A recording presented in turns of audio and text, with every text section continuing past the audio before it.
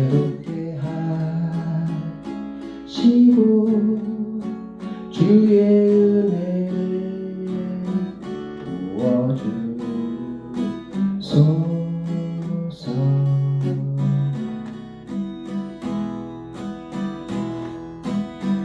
내 안에 발견한 나의 연약한 모두 벗어지리라. 주의 사랑으로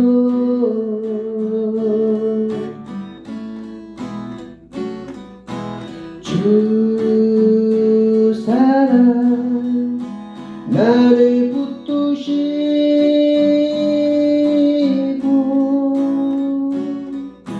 주 곁에 날 이끄소서.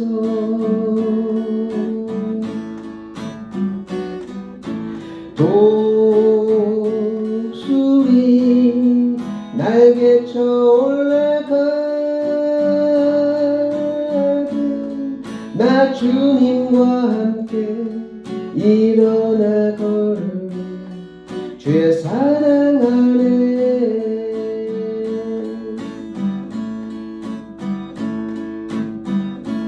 나의 문 열어 주를 보게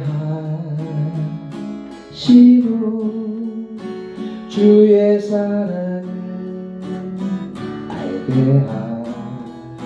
하소서.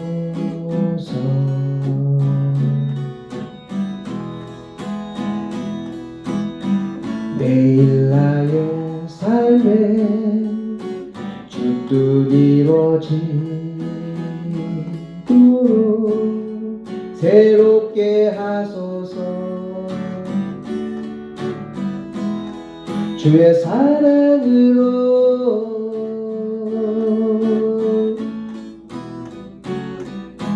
주 사랑 나를 붙드시고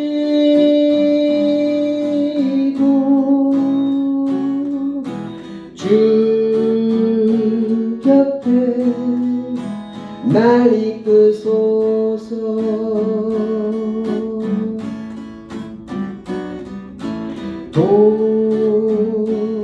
독수리 날개쳐 올라가듯 나 주님과 함께 일어나 걸으리. 주의 사랑 안에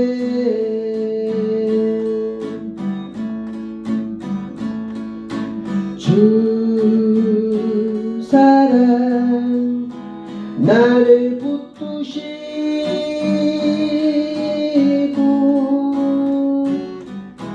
주 곁에 날 이끄소서.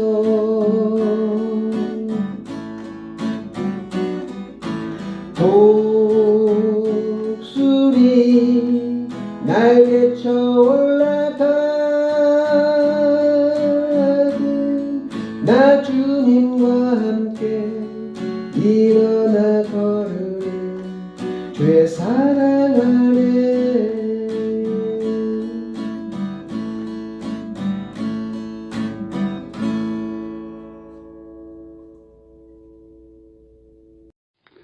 참 좋으신 하나님, 지난 2개월 이상 코로나 바이러스로 제 많은 주의 종들이 고난을 받고 있습니다.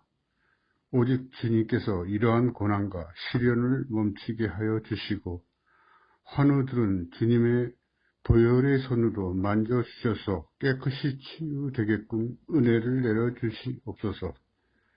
주님의 말씀을 듣고 삼가 행하는 것이 모든 복의 시작이자 풍성한 삶의 열쇠임을 알려주시니 감사합니다.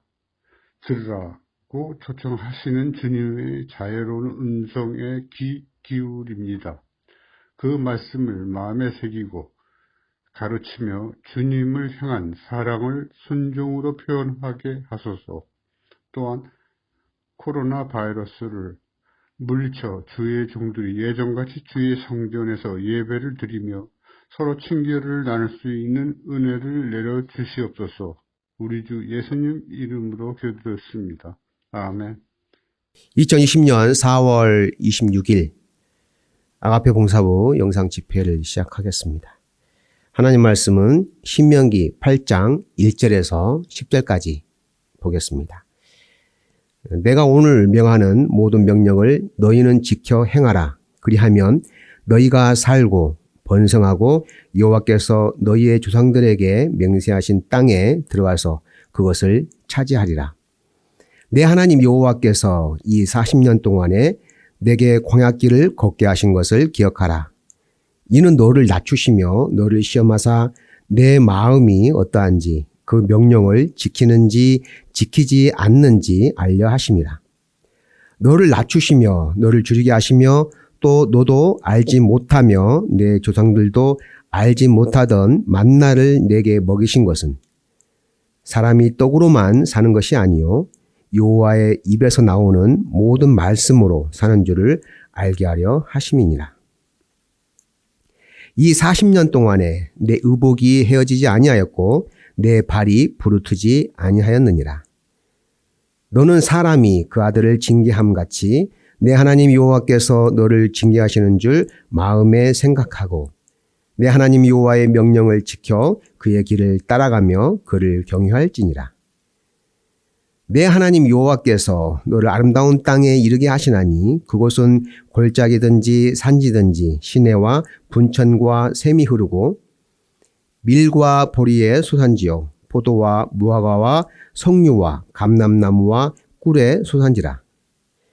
내가 먹을 것에 모자람이 없고 내가 아무 부족함이 없는 땅이며 그 땅의 돌은 철이요 산에서는 동을 캘 것이라. 내가 먹어서 배부르고 내 하나님 여호와께서 옥토를 내게 주셨으므로 말미암아 그를 찬송하리라. 아멘. 오늘 본문 1절의 내용은 우리가 암송하고 있는 4월의 말씀과 비슷한 내용입니다. 4월의 암송 같이 한번 해볼까요? 너희 하나님 여호와께서 너에게 명령하는 모든 도를 지켜 행하라. 그리하면 너희가 살 것이요 복이 너희에게 있을 것이며 너희가 차지한 땅에서 너희의 날이 길리라. 신명기 5장 33절의 말씀입니다. 아직 못 외우신 분들은 늦지 않았습니다. 지금부터라도 열심히 외우셔서 은혜의 삶이 되시길 바랍니다. 2절에서 40년 동안에 내게 광야길을 걷게 하신 것을 기억하라 라고 말씀하셨는데 40년 동안 광야길을 걷게 하신 이유가 뭘까요? 그것은 2절 하반절에 이렇게 기록하고 있습니다. 그 명령을 지키는지 지키지 않는지 알려 하심이라 라고 기록하고 있습니다. 내 명령을 지키는지 지키지 않는지 시험하시기 위해서라고 기록하고 있죠. 애굽에서 가나안까지 일주일이면 갈 수 있는 길을 굳이 40여 년의 광야를 거쳐서 가게 하신 이유가 뭘까요? 애굽에서의 400여 년에 걸친 애굽의 풍습과 문화 그리고 생활 습관을 새롭게 바꾸기 위한 연단의 과정이 필요했던 것입니다. 하나님은 택하신 백성으로서 자격을 갖추기 위한 훈련과 연단의 과정을 통해 거룩한 백성으로 온전히 거듭나기 위한 시간들이 필요했던 것입니다. 대장간에 가면 대장장이가 쇠붙이를 풀무불에 넣어서 빨갛게 달궜다가 꺼내어 망치로 두드리고 또 물에 식혔다가 다시금 뜨거운 풀무불에 넣어서 달구고 다시 꺼내어 또 망치로 두드리고 하는 그런 과정을 수없이 반복합니다. 그러다 보면 어느새 훌륭한 쓸만한 연장이 되어서 나오는 거죠. 마찬가지로 하나님 쓰시기에 좋은 연장이 되려면 이처럼 연단의 과정을 통해서 반복해서 두드리고 달구는 그런 과정들이 필요하게 되는 것입니다. 하나님께서 400 40여 년의 애굽의 종살이에서 이스라엘 백성을 이끌어낼 수 있는 능력 있는 지도자로 모세를 선택하셨는데, 모세를 지도자로 만들기 위해 어떻게 연단시키고 훈련시키셨는지 살펴보도록 하겠습니다. 하나님께서 믿음의 사람 아브라함을 택하셔서 가나안 땅으로 이끄시고 가나안 땅에 거주하게 하셨습니다. 그곳에서 아들 이삭을 두었고, 또 이삭의 아들 야곱에 이르기까지 가나안 땅에서 하나님께서는 복 내려주시고 풍성한 은총을 베풀어 주셨습니다. 야곱의 시대에 이르러서 극심한 가뭄과 경제적인 어려움을 겪게 되었고, 결국 야곱은 그의 가족 70여 명을 거느리고 애굽으로 이주하여서 살게 되었습니다. 해가 거듭할수록 야곱의 가족들이 번성하여 하나의 커다란 민족을 이루게 되었죠. 이 상황을 지켜보던 애굽의 바로왕은 이스라엘 민족의 세력이 점점 커가는 것을 보자 두려움에 사로잡혔습니다. 그냥 방치했다가는 애굽에 큰 위협이 될 것 같다는 생각을 하게 되었습니다. 그저 지켜볼 수가 없었던 애굽의 바로왕은 특단의 대책을 세웁니다. 그것은 산하 정책이었습니다. 태어나는 남자 아이들은 모두 죽이고 여자 아이들만 살려두는 정책을 썼던 것이죠. 때마침 이 시기에 모세가 태어납니다. 모세의 부모는 차마 모세를 죽일 수가 없어서 갈대 상자를 만들어서 그 속에 모세를 넣고 나일 강변에 떠나 보냅니다. 갈대 상자에 담겨 떠내가던 아기 모세는 갈대 숲에 걸리게 되었고, 때마침 궁궐에서 나일강으로 목욕하러 나온 공주의 눈에 띄었습니다. 갈대 상자를 열고 보니 귀엽고 깜찍한 남자아이가 있는 것을 발견한 공주는 모세를 왕궁으로 데려가서 왕자로 삼았습니다. 죽을 수밖에 없는 처지에 놓인 모세가 애굽의 왕궁에서 왕자로 살아가는 행운을 얻게 되었습니다. 모세가 장성하여 나이 40에 이르자 하나님은 모세를 광야로 보내어서 40여 년에 걸쳐 하나님의 일꾼이 되기 위한 연단과 훈련의 과정을 거치게 합니다. 왕궁에서 부족함 없이 살다가 모래바람이 휘몰아치는 삭막한 광야에서, 그것도 4년이 아닌 40여 년에 걸쳐서 지내게 하십니다. 애굽에서의 풍요로웠던 생활들, 혈기왕성했던 삶, 왕궁에서 배운 학문과 지식들 다 비우게 하셨습니다. 다 내려놓게 하셨습니다. 인생의 밑바닥까지 내려가게 만드셨던 것입니다. 모든 것을 다 내려놓게 하시고 다시 처음부터 하나님의 일꾼으로 다듬어 가셨습니다. 이것이 하나님의 계획과 뜻인 것입니다. 왕궁에서의 40년, 광야에서의 40년 해서 나이 80이 되어서 드디어 하나님께서 모세를 부르십니다. 젊을 때 모세를 부르시지 않고 나이 80에 백발이 된 힘없는 노인을 어디에 쓰시려고 부르실까요? 하나님은 결코 사람의 외모를 보지 않는다는 것을 오늘 모세를 통해서 알 수가 있습니다. 하나님은 사람의 외모보다 그 사람이 얼마나 하나님께 쓰임을 받을 수 있는 자세가 되어 있는지 하나님은 그것을 보십니다.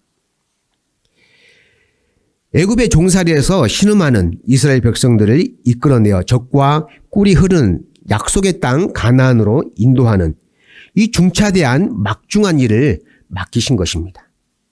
모세는 하나님의 말씀에 순종하여 이스라엘 백성을 애굽에서 이끌고 나와서 가나안 땅 건너편 요단강까지 인도해가는 놀라운 사명을 감당해냅니다. 하나님은 하나님의 일을 시키는 데 있어서 그냥 아무나 데려다 쓰시는 분이 아닙니다.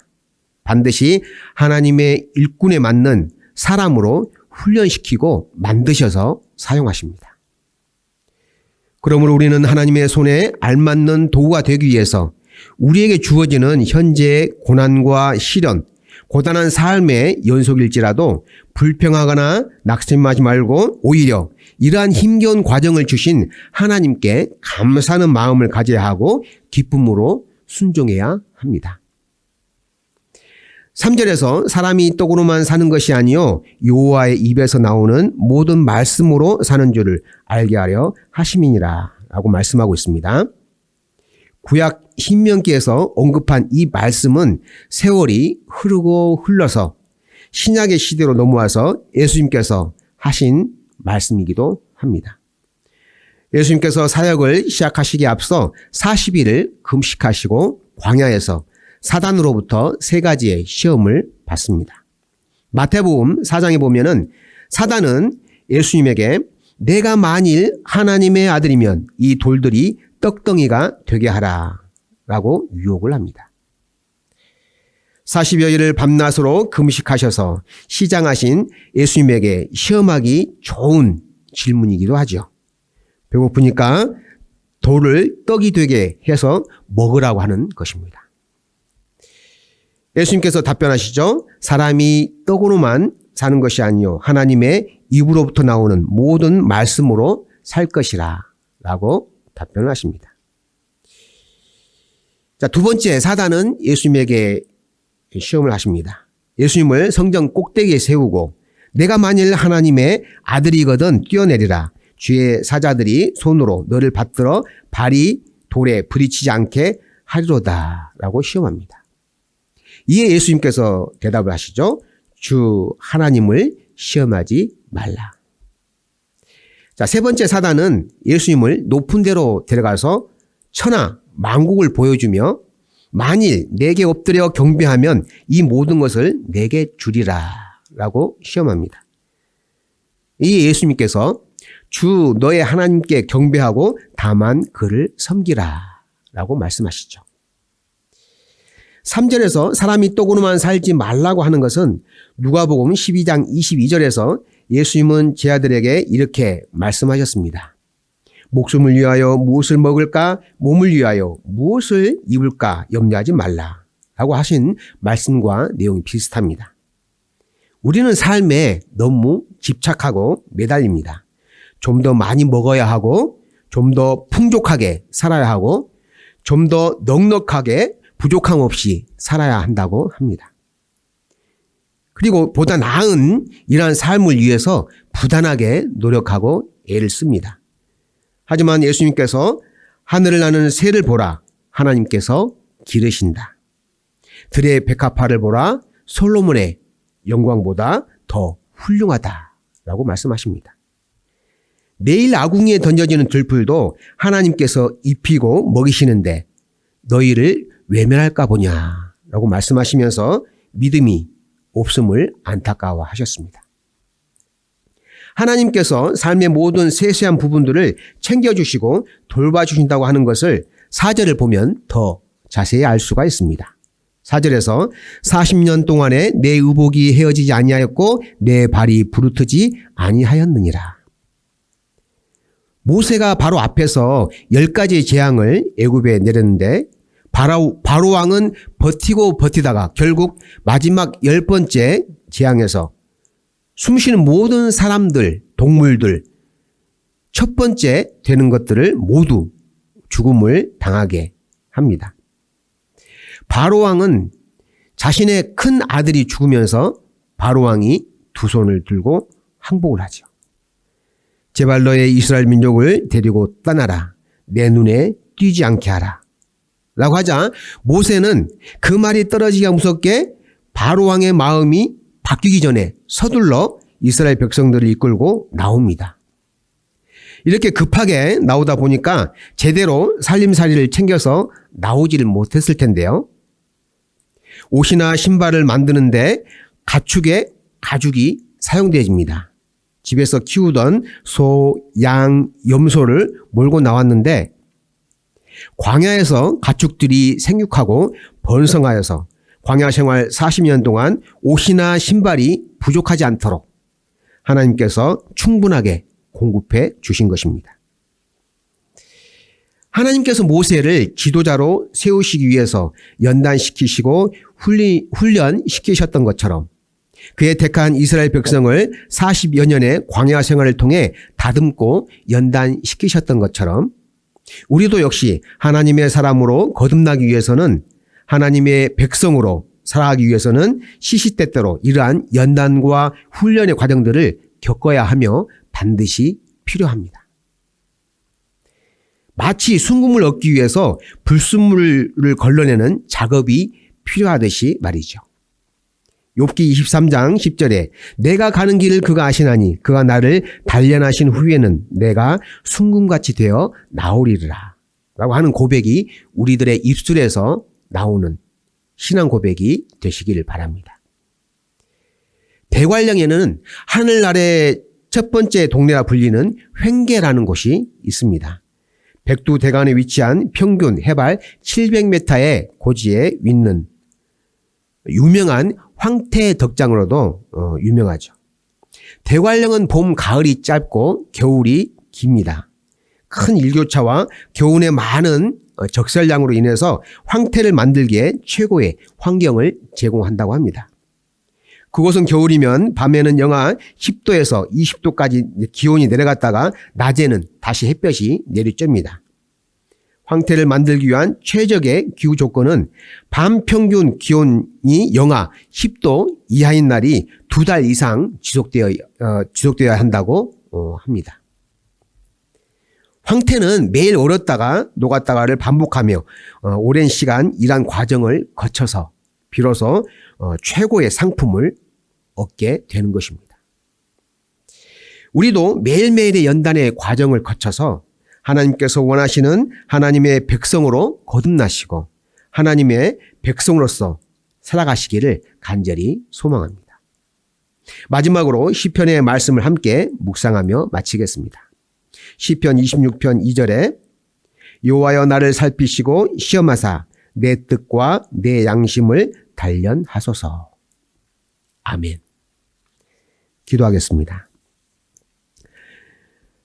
하나님 아버지, 오늘의 삶은 반갑지 않는 바이러스로 인해서 대한민국뿐만 아니라 온 세계가 혼란과 어수선한 가운데 놓여 있습니다. 이러한 삶은 마치 이스라엘 백성이 애굽을 나와 가나안을 향하여 나아가는 광야와 같은 세상을 살아가고 있는 것 같습니다. 저희들을 광야 같은 세상 속에서 하나님의 일꾼으로 연단시켜 주시고 훈련시켜 주시옵소서. 그래야 하나님의 손에 붙들려 쓰시기에 좋은 도구로서 이 세상의 빛과 소금의 역할을 감당할 수 있도록 인도하여 주시고 하나님의 백성으로서 복된 삶을 살아가도록 인도하여 주시옵소서.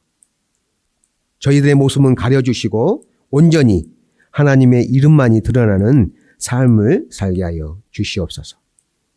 감사드리며 예수님의 이름으로 기도하옵나이다. 아멘.